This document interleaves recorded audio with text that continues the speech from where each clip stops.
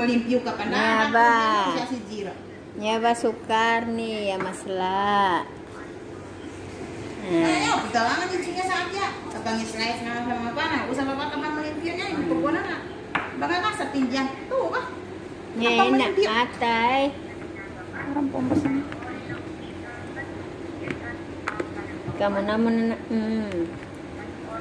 Ngayon ba kambing? Ate na kambing. Ito yung gagawin ng Asha. Ayan.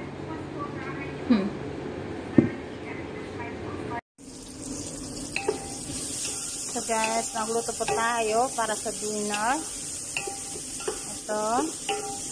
Tinanong ko yung sibuyas. Sibuyas saka pepper green. Tapos sa mga ingredients niyan, linagyan ko rin lemon black. Saka sari-sari na yan. Linagay ko.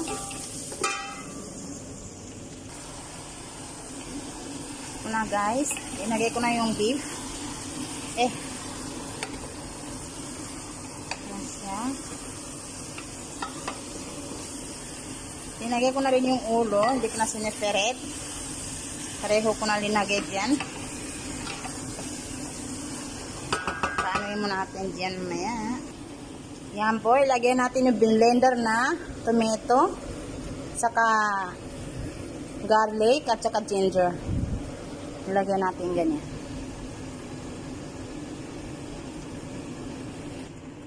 Yan guys. Nailagay ko na yung blender natin na tomato paste, saka tomato, saka ginger, saka garlic. Ngayon tatakpan natin para mag-ano yung lasa. Tapos mamaya lagyan natin ng tubig. Mga 10 minutes takpan na natin. Mamaya lagyan natin ng tubig. Yan guys. Inihintay natin mag 10 minutes yung ng kambing doon. Hugas muna tayo ng rice. Okay. Ganyan siya.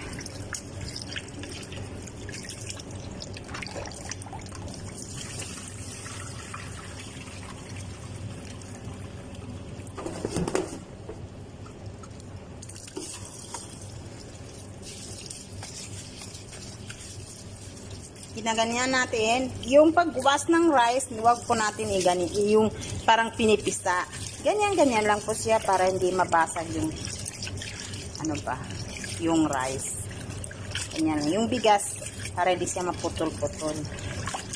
Huwag i-ganyan. Yung parang pinipisa mo pang ganyan, huwag mo i-ganon. Ganyan-ganyan lang.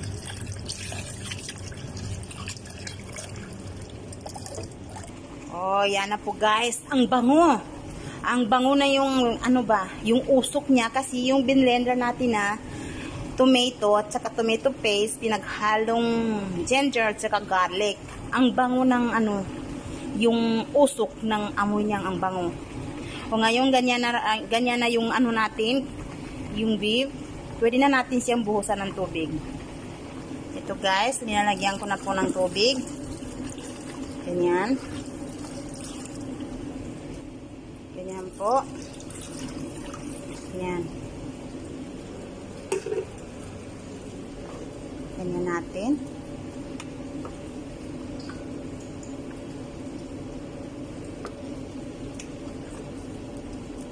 Parang maliit yung kaldero ko guys, pero okay na yun. Kasi 10 rice lang. 10 baso na rice. Kasi naman dito. Yan po. Tapos hintayin natin na 1 hours and 20 minutes. Luto na yung laham natin. Pwede na natin siya i-out. Tapos ilagay natin sa tray at ipasok sa oven. Ngayon, hintayin muna natin. Ngayon, hours natin ngayon 7:27. Tapos maluluto yan maybe mga ano yan 8:30 ganyan. Ito yung rice natin, kailangan natin siya ibadbad kasi para maglambot yung kanin at maahaba yung kanin natin. Ngayon ang kanin natin guys, ganito. Ganito siya. Kapag maluluto yan, hahaba yan siya. Kaya kailangan ibadbad natin siya ng hanggang sa hindi na maluluto yung ulam natin. Ito guys, nag-slice tayo ng potato. Kasi ilagay natin, basta ipapatong natin sa kanin. Yung tawag ng mga Arabo na hasyo. Hasyo, yan, sibuyas yan. Tapos itong potato, iprito natin yan siya. Lagyan natin dyan sa mantika. Ayan. Ayan. Itong carrots na to, patong din natin dyan. Paghalo-haluin natin yung sibuyas, potato, carrots, at saka yung atay ng kambing. Yan din natin yung atay ng kambing. Saglit lang guys, ah. O, ito na yung beef natin. Kumukulo na siya. Yan na siya. Tingnan niyo. Yan na siya. Tapos ito, haluin natin. Yung parang mag-brown na siya ng yung hindi masyado brown. Kasi ayaw ko, mga Arabo, gusto pa nila yung parang sunog. Ayaw ko yun. Yan sa akin, konti lang siya mag-brown. Pag mag-brown na siya ng konti, lagyan natin yung carrots natin. Yung carrots. Kasi yung carrots, matigas siya. Yung ate, madali lang siya maluto. Ganyan siya, guys. Yan, guys. Ganyan lang ang sibuyas natin. Linagay ko na yung carrots. Tsaka linagyan ko rin ng isang cubes. Magic. Yan natin. Kasi yung carrots kaya matigas. Hindi ko na kasi pinirito yan. Ganyan na. Diretso na linalagay ko sa sibuyas. Kapag parang malambot-lambot na yan, ang carrots na yan, nalagay ko na yung atay. Ito pala yung atay natin. Yan siya.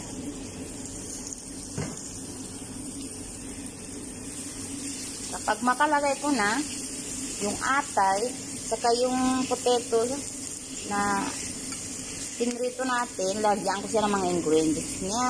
Asin, cumin, curry, ganyan. Ganyan. Kailangan kasi yung nahalo.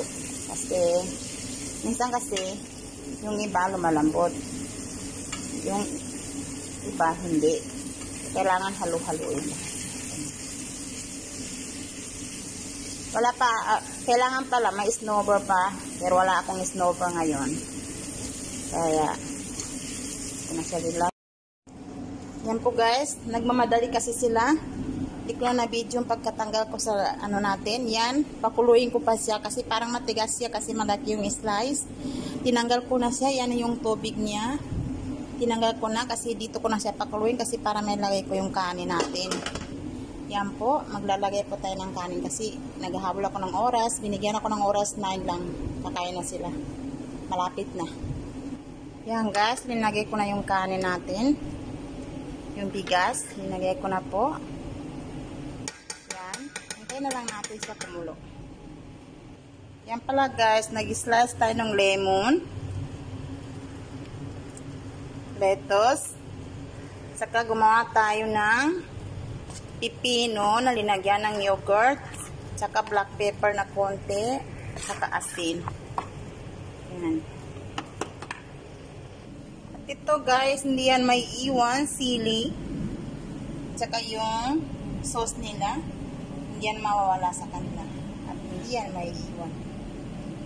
Ito na guys, yung kanin natin. Yan na po, tingnan po natin. Tingnan natin, oh. Yan na po yung kanin natin. Tapos sineperate ko na yung beef natin kasi hindi siya naluto.